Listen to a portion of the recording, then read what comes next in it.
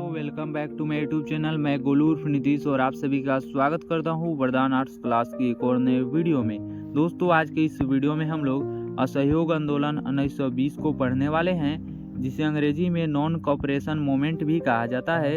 यदि आप इसका इजी एग्जाम फोकस नोट्स प्राप्त करना चाहते हैं तो सिंपली आप कमेंट बॉक्स में नोट्स लिख सकते हैं, आपको इसका नोट्स मिल जाएगा। असहयोग आंदोलन संक्षिप्त परिचय को हम लोग देख लेते हैं, जो कि इम्पोर्टेंट है एग्जाम के लिए। उद्देश्य आपसे पूछा जा सकता है कि असहयोग आंदोलन का उद्देश्य बताइए, तो आपको बताना है कि ब्रिटिश शासन से पूर्ण यानी असहयोग आंदोलन की शुरुआत हुई, जिसका प्रारंभ महात्मा गांधी जी के द्वारा 1920 में किया गया था। स्वरूप जिसका तैयार अखिल भारतीय जन आंदोलन के द्वारा किया गया था।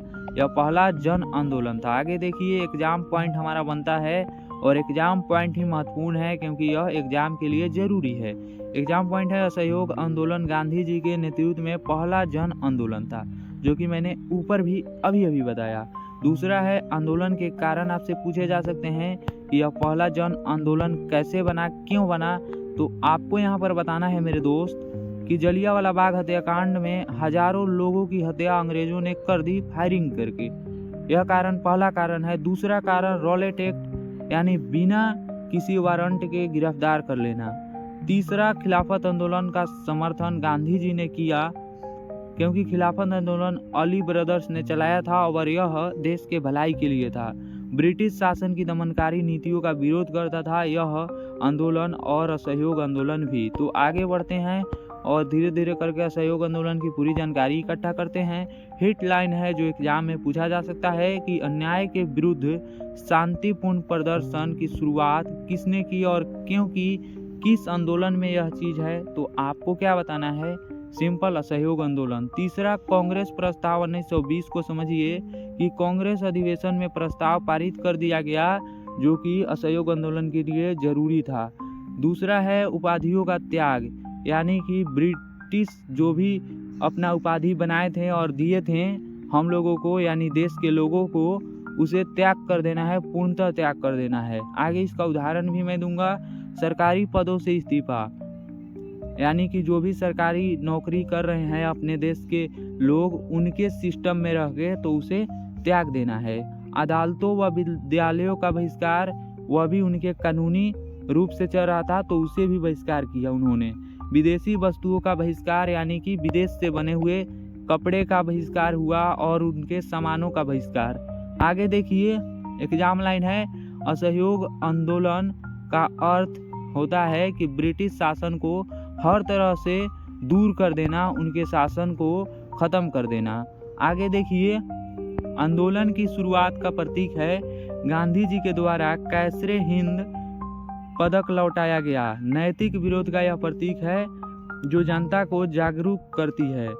उदाहरण के लिए आप समझिए कि गांधी जी जब अफ्रीका में थे तो उन्होंने एम्बुलेंस को लेकर के कोई कार्य किया था, तो उन्हें यह पदक चिन्ह मिला और उन्होंने इसका विरोध किया और यह पदक लौटा दिया पूरे 5 साल बाद, क्योंकि 1915 में वह अफ्रीका में थे। और एग्जाम लाइन बनता है यहाँ से आपके लिए, पदक त्याग असहयोग आंदोलन की नैतिक शुरुआत थी, यानी जो नीति के अनुसार की गई थी, और यही हमारा असहयोग आंदोलन का नीति भी कहता है कि हम पदकों की त्याग कर दें। नेताओं की भूमिका, CR दास वकालत छोड़ दिए, मोतीलाल नेहरू भी, और नेहरू जी भी का इसमें बहुत बड़ा योगदान है। सुभाष चंद्र बोस ने ICS से इस्तीफा दे दिया, यानी कि इंडियन सिविल सर्विस से इस्तीफा दे दिया। छात्रों व शिक्षकों ने इसमें बढ़ चढ़ के भागीदारी लिया, इनसे मोटिवेशन लेकर के, यानी नेताओं के त्याग से जनता प्रेरित हुई और शिक्षा व स्वदेशी अपनाना शुरू कर दिया। शिक्षा और स्वदेशी में क्या क्या है, तो राष्ट्रीय शिक्षण संस्थाओं की स्थापना होने लगी, जिसका उदाहरण काशी विद्यापीठ, बिहार विद्यापीठ, जामिया मिलिया इस्लामिया है। विदेशी कपड़ों के साथ होली खेलना, चरखा व खादी का प्रचार हुआ, जिसे गांधी जी ने चलाया। चरखा किसने चलाया, तो गांधी जी ने। एग्जाम लाइन यहाँ पे बनता है मेरे दोस्त, स्वदेशी आंदोलन असहयोग आंदोलन का महत्वपूर्ण अंग है और यह जरूरी भी था, यानी स्वदेशी अपनाओ, गांधी जी ने जो कहा था कि जरूरी है तो वह सच में जरूरी था। जन भागीदारी यानी किसान मजदूर इसमें बढ़ चढ़ के हिस्सा लिए थे। इसके अलावा छात्रगण भी, महिलाएं, कुल मिलाकर शहरी और ग्रामीण जनता ने इसमें बढ़ चढ़ के हिस्सा लिया था। पूरे समाज को इसमें जोड़ा गया था, किसमें? तो असहयोग आंदोलन में। आगे हम लोग देखते हैं ब्रिटिश सरकार की प्रतिक्रिया। इसके विपरीत क्या प्रतिक्रिया थी? तो ब्रिटिश सरकार की प्रतिक्रिया थी कि नेताओं को गिरफ्तार किए जाने लगा, दमनकारी नीतियां और भी अलग अलग तरीके से होने लगी। कांग्रेस और खिलाफत समिति को अवैध घोषित कर दिया गया कि यह अवैध है, यह मान्य नहीं है। एग्जाम हिटलाइन है कि दमन के बावजूद आंदोलन का व्यापक बना रहा, यानी कि यह आंदोलन चलता रहा। आगे देखिए ऐतिहासिक महत्व, जो कि हमें याद रख लेना चाहिए, कभी भी पूछा जा सकता है, जरूरी चीज है। ऐतिहासिक महत्व देखिए, स्वतंत्रता आंदोलन जन आंदोलन बना, स्वतंत्रता आंदोलन जन आंदोलन बना, राष्ट्रवाद गांव गांव तक पहुंचा। तीसरा है हिंदू मुस्लिम एकता चरम पर थी। कैसे थी?